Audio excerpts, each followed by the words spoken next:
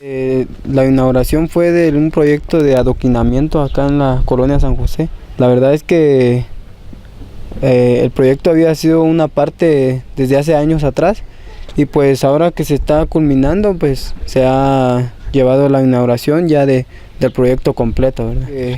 Anteriormente cuando en estos tiempos llovía pues las calles de acá se deterioraban bastante. Incluso hubieron muchas personas que al bajar, como es una pendiente, pues venían y sin querer se resbalaban y caían, ¿verdad? Y eso quiera que no, pues lastima más a las personas de tercera edad.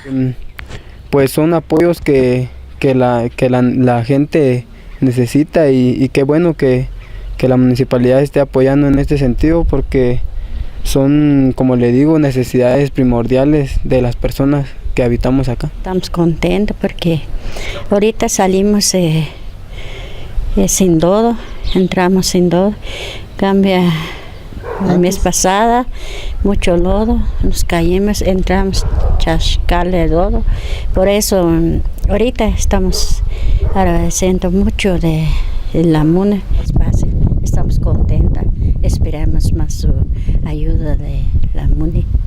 Gracias.